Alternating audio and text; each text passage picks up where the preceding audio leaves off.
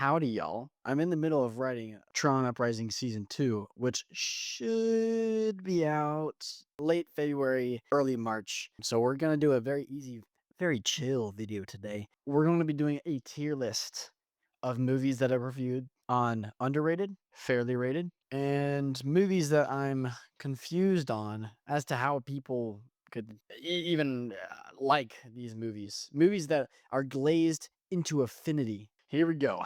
Starting it off with Anyone But You. Okay, predicament. I watched this movie and I liked it. I liked it like a 7 out of 10. I don't think it was perfect. I low key think that their relationship issues should have been over if they just properly communicated. The fact that they're grown adults and they don't know how to communicate. It's a rom-com though. It's kind of a trope. I'm gonna say it's fairly rated. Some people really liked the movie. There are some people that really hated it. For the most part, I don't really think a whole lot of people watched it, except for Sydney Sweeney fans. I was there for Glenn Powell. Well, I'm not gonna lie, I was there for Sydney Sweeney too. But Glenn Powell, what a hottie! Holy cow! We're just gonna get to the chase. Across the Spider-Verse, peak, and everyone knows it. I think it's so crazy that Instagram, TikTok, YouTube Shorts, whatever, people are still finding details about this, like little niche things that it's like, how did you even find that? And they're still finding it. They're still finding it 2 years later. I don't care how long it takes them. I just want to be alive whenever Beyond the Spider-Verse comes out. If it means that they can cook up a a finale to this trilogy that is just as good or better than Across the Spider-Verse, because Across the Spider-Verse blew Into the Spider-Verse out of the water. Nothing against that film. I think Across is way better. If Beyond can be better than that, I don't care how long it takes. Take your time. Bruce Terabithia. I actually don't hear a whole lot of people talking about this. The people that do talk about it really like it, but I don't think enough people have seen it, which is really unfortunate. So I'm gonna say fairly rated, uh, because if more people watched it, then I guess that makes it underrated because I wish, I wish more people, I just wish more people talked about it. Is all. So yeah, I'm gonna say Bruce Terabithia is underrated. I realized I put Across the Spider-Verse in the wrong one. It's fairly rated. Everyone loves it. Oh, controversial take. I think I think Barbie is overrated. This is the movie review that started it all way back in, November of 2023. Terrible movie review. Please do not go watch that one. Holy cow. I mean, if you want to see how far I've come, shoot, go for it. Uh anyway, the movie is so overrated. I I have a special place in my heart for Ryan Gosling as Ken. I just think it's crazy that the most fleshed out character in the Barbie movie is Ken. He's the only one with an actual character arc. I'm gonna redo a review on it because it deserves it, but it's a very odd movie. Uh, I'm just gonna say it's overrated because it made a billion dollars in the box office, and I don't know. I mean, must have just been the Barbenheimer event. All right, Chicken Run, underrated. Another situation like Versus Terabithia where I don't think enough people watched it, but it's so good. Holy cow, dude! The Holocaust themes that it parallels, and on top of that, it's an Aardman animation. It's so funny. The characters are amazing. It's so quotable. In the Lemon household, Chicken Run is like it's up there. Civil War, I'd say it's fairly rated. The sound design was phenomenal. Phenomenal sound design, phenomenal acting. I actually kind of like the story, but I know some people didn't like it because, oh, California and Texas would never join forces. That doesn't matter. The fact is, the state of America is actually so bad in this movie that two forces that would never join teams. That was kind of the whole point. It's like an actual anti-war movie. It's good. It's good. I'd say it's fairly, yeah, I'd say it's fairly rated because, I mean, a lot of people talked about it when it came out. Most of it was positive. So, but again, most of the movie is positive. It lacks in some departments. Dawn of the Nugget, underrated. It was pretty good. Not nearly as good as the first Chicken Run, but no one talked about it. I'm like even Aardman like fans just didn't really talk about it a whole lot. Uh, which is kind of unfortunate.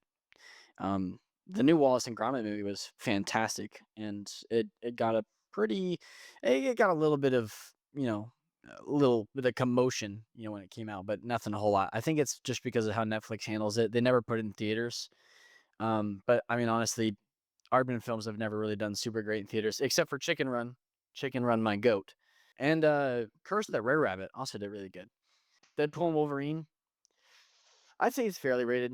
I think people people kind of give it the crap it deserves, but it does a lot of things right. It's so funny. I think the dynamic between Deadpool and Wolverine is perfect. All the action scenes are great. Music is great.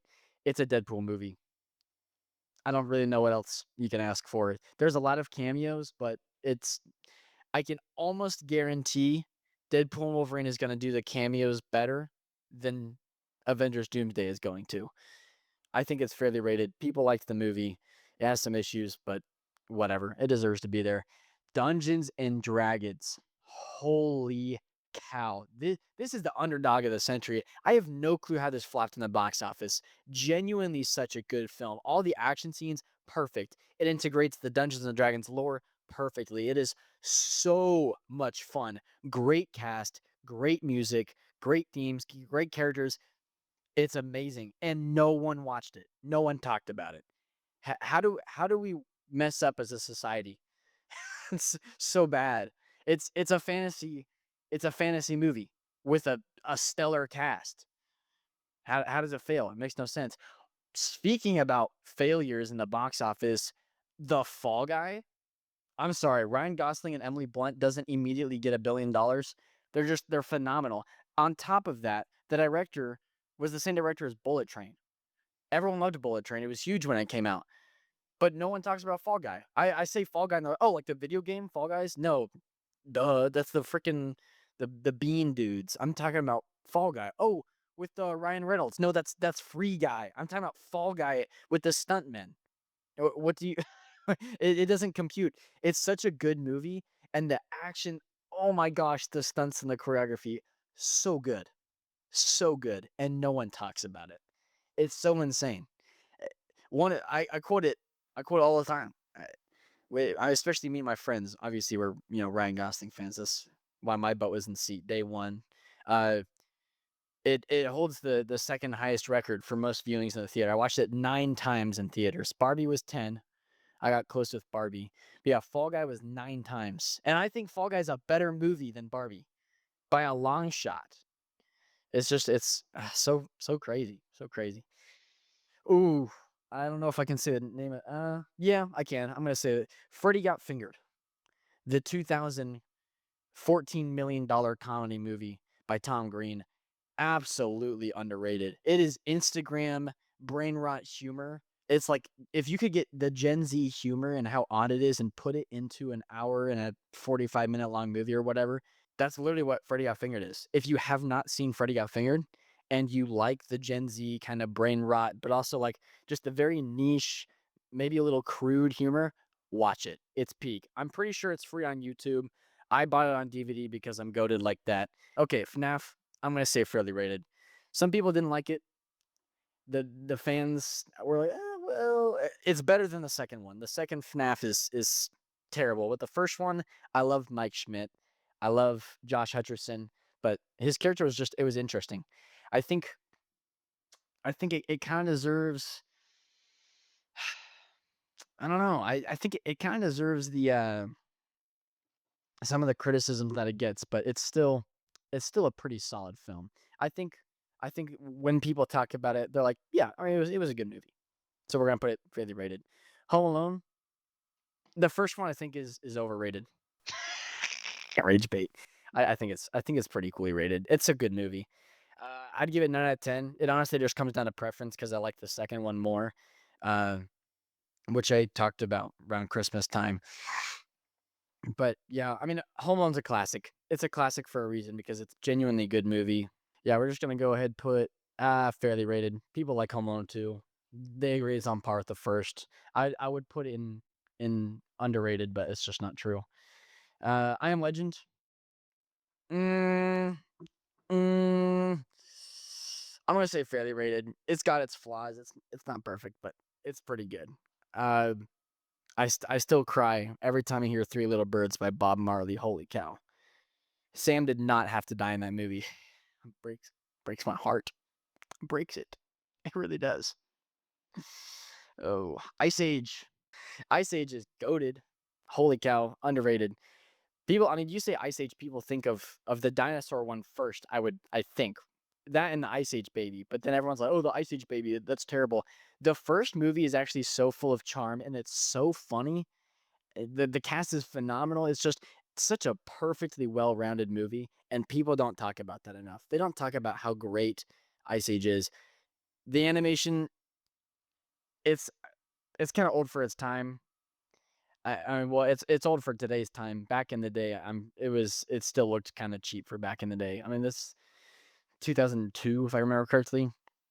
I mean, I can't hate on it too much, bro.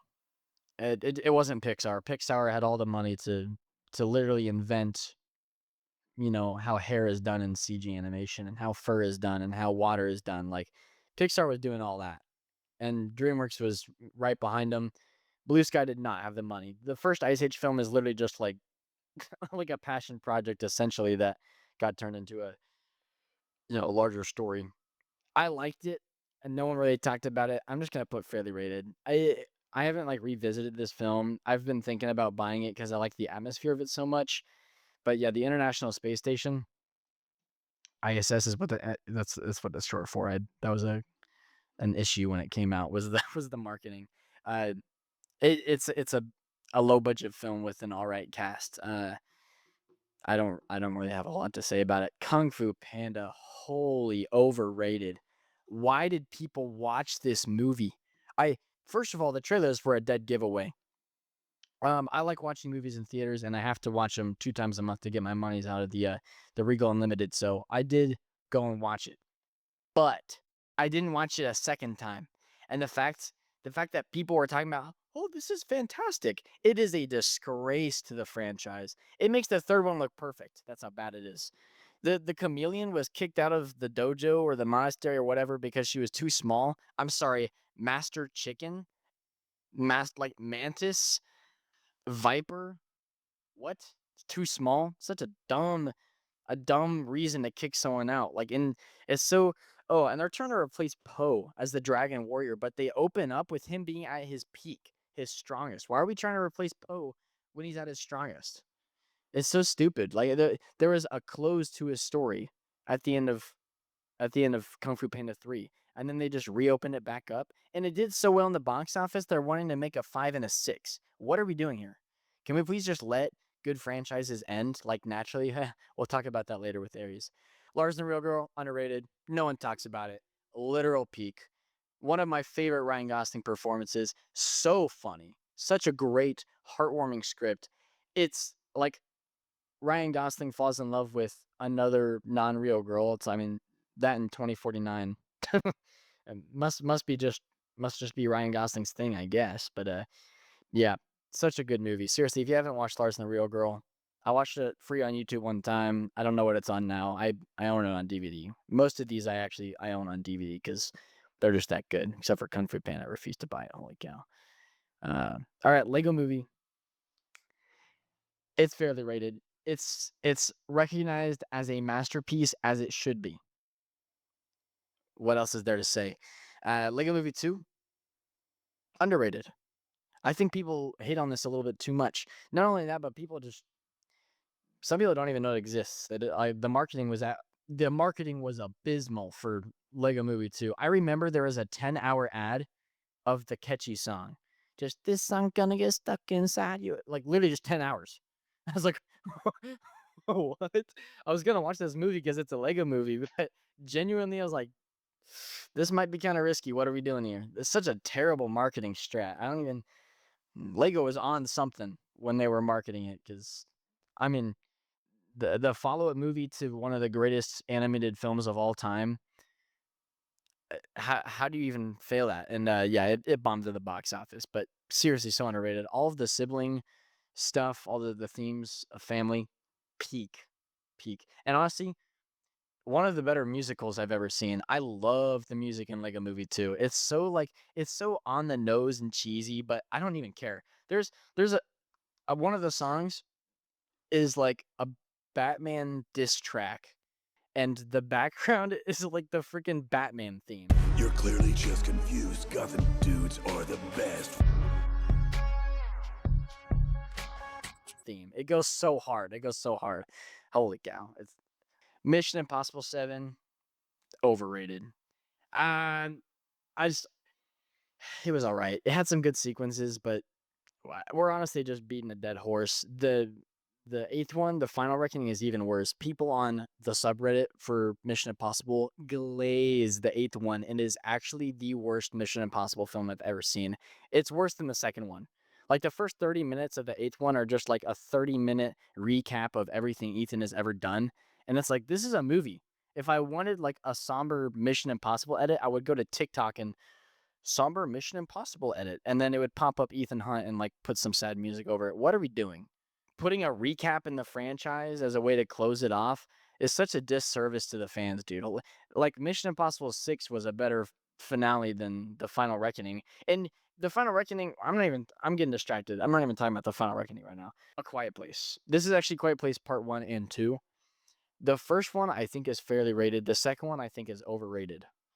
Uh, I was too lazy to download 2 pictures. So we're gonna put it here for overrated. The first one I think is fantastic. Everyone says it's fantastic. It's fairly rated. The second one people say is fantastic. I don't think it's nearly as good because they establish a way to kill the monsters, and then all the characters just act kind of and then they don't kill the monsters until like the very end. And even then they don't, like, it takes them forever. It's just, it could have been done better. So I think the second one overrated. The first one fair. Ratatouille, fairly rated. Everyone recognizes its peak. What else is there to say? It's Ratatouille. If you have Disney Plus, go watch it. If you have it on DVD, which you probably do, it's, golden age of physical media is when it came out.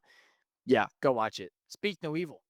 Hardly anyone talks about this, but the people that do really liked it. So I'd say fairly rated. I think the Danish version is just as good, but I like it for different reasons. If I'm wanting more of like an action focused, I'm gonna go for the remake. But if I'm wanting kind of like a little bit more introspective, kind of a deeper thinking, movie, but still kind of the same vibe, I'm gonna go for the Danish version. Both great. Both are talked about, equally. James McAvoy in the remake is phenomenal. No duh, it's James McAvoy. Oh, Spy Kids films. Objectively, not super great films. They have great moments. Every single one has great moments. I'm gonna say fairly rated. I think people know that that the Spy Kids films are not great, but there's just something special about them. Something so like fun and whimsical. I gotta plop it in there. You know what I mean? All right, the creator. Um, I'm gonna say equally rated. It's got its flaws. Fantastic CGI, fantastic score, dude. It uses Everything in Its Right Place by Radiohead. I literally thought it was part of the score. It was so integral. It was so peak, and it just like it kicks in at the perfect moment. Phenomenal. The plot itself, I thought was relatively intriguing, but I don't know. There's other movies about artificial intelligence that are just done better. It's done better than Tron Ares, but we'll get into that when we get there. Uh, the creator it was pretty good. I think people recognize it for what it's got. Nothing crazy. The Descent, dude, this might be even worse than Kung Fu Panda. Some people at least say Kung Fu Panda is bad. I haven't seen anyone say The Descent was terrible. The Descent was so bad.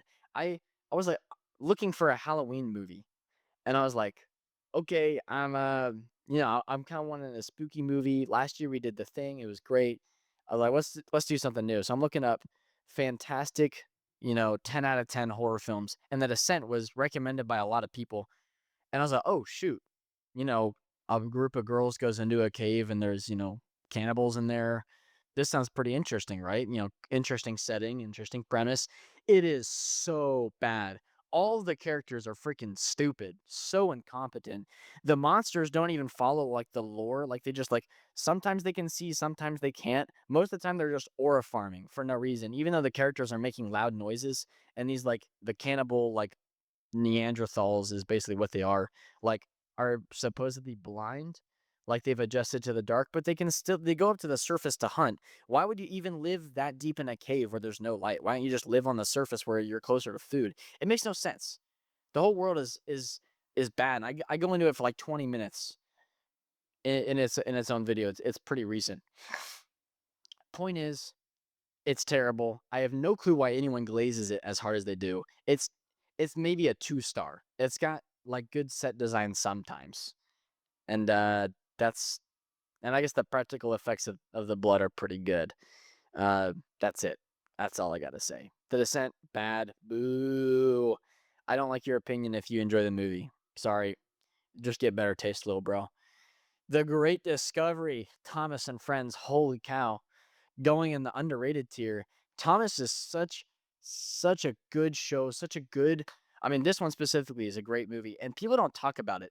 This hour goes by faster than like some short films I've seen. It's a longer Thomas episode, and it dives into themes of suicide, depression, belonging, all of that stuff in 60 minutes. Cut dry, boom, peak, and no one talks about it.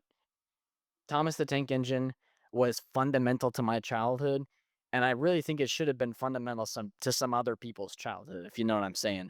Peak, no one talks about it. The fact that a Thomas and Friends, a movie aimed at like 5 to 10-year-olds, is better than The Descent and Kung Fu Panda and like high budget films. The fact that it's better than those, diabolical pull, guys. Lock in, lock in. The Thing. Oh, it's fairly rated. Everyone loves this movie, except for my coworker Elisha. For some reason, I've been trying to get him on this movie for maybe I'm gonna go on a little rant here for maybe a month. And guys, I swear his take is so funny. I was like, Elisha, I was like, you like horror movies. You're a big fan of the spooky, and you like good films, right? You know, he claims to love art as a film medium.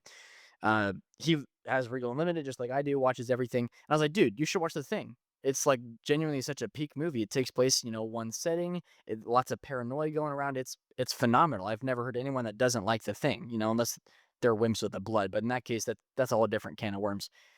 I know he's not scared of blood. I wasn't worried about that. And he refused to watch it. First, I thought it was part of the bit, but this persisted consistently. I was sending him scheduled texts. I was like, dog, have you watched The Thing yet? Partially as part of the bit, but it gets to a point, and I was like, dude, why won't you watch any of the movies I'm recommending you? And he straight up tells me, okay, this might be kind of a crazy take. I don't like old movies. What? I'm sorry. What? Proceeds to say anything before like 1995, I've never really had an interest in. Refusing to watch The Thing because it's older than 1995. It's older than me. I can't watch it. Huh? What a terrible take. Wha- I, he's not gonna watch this video, but if he does, Elisha, I want you to know that you are missing out on genuinely one of the greatest films of all time in your favorite genre. You're missing out of The Thing. John Carpenter's 1982 The Thing, the masterpiece in paranoia and body horror. You refuse to watch it because it's too old. That's so stupid, bro. Holy cow. Tron Ares. Dude, if I had another 28 minutes, I would go on a rant about it right now. It is such a disservice to such a peak franchise. And the fact, I understand if non-fans of the franchise, like first-time viewers, watch it and they're like, oh, that's pretty cool. I kind of like that, cool lights and sounds. Whatever. Go for it. But the fans, they should know it breaks the canon. They should know that it doesn't follow up on one of the greatest legacy sequels of all time. It doesn't follow it.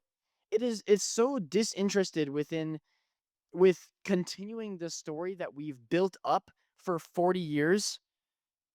Like it forgets that it's the third installment to a 40-year-old franchise.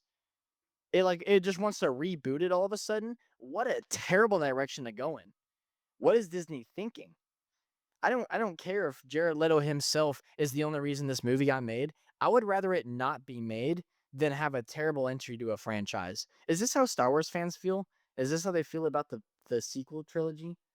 Oh, I think it is. Every time I hear the soundtrack, I'm like, man, I wish the movie was as good as the soundtrack is. Can't say the same about Tron Legacy. No one talks about Tron Legacy enough.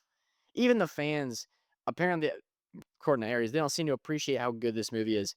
Everything feels intentional. The art, the soundtrack, the the the character, the designs. It's I cannot. The one thing Aries did right, Aries couldn't put into words his love and appreciation for Depeche Mode, which is not set up in the movie, by the way. But Tron Legacy is the same way for me. And technically, this is a similar situation. It's the whole Tron franchise. Tron 1, Tron Legacy, Tron Uprising, all underrated. There's so much like good so much good characters in these movies. Even like the more bland ones like Sam Flynn supposedly longing for his father, not knowing if he should take over a company or not. It's peak. It is so good. Yeah, maybe it has some pacing issues, but I have no clue how people watch this movie and leave it like, I guess it was all right. And that's so sad to me. Disney really does not know what to do with its own. It's dude. You know it's bad whenever fans have to have to make their own stuff because there's genuinely nothing. I'm writing a Tron Uprising season 2 because Disney won't, and it's almost done. It's almost done. I can't. I'm not doing dialogue. I'm doing the important bits of dialogue. It's basically just a framework for season 2 because as much as I would love to dedicate, the rest of my life, even if it's just a passion project of fully fleshing out and fully animating a season 2, I don't have the time or money or skills for that. I'm not an animator. Wally, fairly rated. Everyone loves Wally. It's peak. Phenomenal film, phenomenal themes of humanity and wanting to live.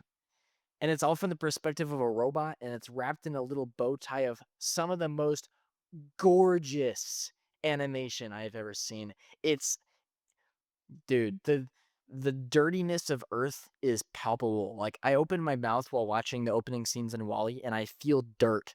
It feels grimy. And then he goes into space and it's clean. It feels perfect, phenomenal, beautiful. Wall-E is so good. And the first like 30 minutes, there's not even like really any spoken words. Wallace and Gromit fairly rated. People love Wallace and Gromit. This is the short films specifically. All of them are great. The Wrong Trousers deserves every little bit of love and admiration. Probably one of the greatest train chases of all time. Literally perfection. I don't know. It's peak. All right. Willy Wonka and the Chocolate Factory. This is again talking about all three Wonka films. It was kind of a comparison. I'm gonna put it. I'm just gonna put it here. I think the first Willy Wonka is fairly rated. It's really good. It's got a few flaws, but people like it. Duh. Music is fantastic. Charlie and the Chocolate Factory, I'm going to say underrated. The one with Johnny Depp, I don't think people talk about that one enough. Pretty good. And the Wonka film that came out with Timothy Chalamet or whatever his name is, so mid. Holy cow. The music, dude, they rhyme chocolate with chocolate. How, what are we even doing, guys? Not to mention, the Timothy Chalamet character of Wonka is so out of touch with the book. It's not even like it's so crazy. How does he go from that to trying to pass on his OSHA violation empire onto a kid? It doesn't make any sense. It's out of line. So yeah, Charlie and the Chocolate Factory up here with underrated. Willy Wonka I'd say is fairly rated, super goated. And then Wonka, I'm going to put down here with confusion. Doesn't make any sense. Zathura going on the underrated tier. High key better than Jumanji. Structurally sound, fantastic cast. So many funny little jokes and quips. This and Roderick Rules, there you go, are like the greatest sibling movies I have ever seen. Such realistic depictions of siblings. Holy cow. It's Zathura is just so dude, the practical effects phenomenal. The I mean even the CGI is pretty good. It's got so many funny bits. So it's just it's real and it's raw in its peak. Seriously, such a goated. Most of the movies on this list are goated. All I'm saying is thank you guys for watching so much. We've come a long way from my first Barbie review. I mean, Tron Ares is actually the best viewed video I've ever, and the retention's good too. Thank you guys for eating that up. I'm so glad that there's like-minded people out there that hate that movie just as much as I do. And for those who have been around since the old Barbie days, thanks for bearing with me. It I'm still figuring it out. It took me a while to get from crappy mic quality to actually pretty decent studio setup. uh, Zathura was actually the first one where I got a new mic and I still didn't have it all figured out. So thank you guys. Tron Uprising Season 2 is coming out very soon. I'm done with the framework now. I'm going back and I'm adding some little details that I think I missed or I thought of. Um, I have a few friends that are gonna look over it, make sure it's pretty sound.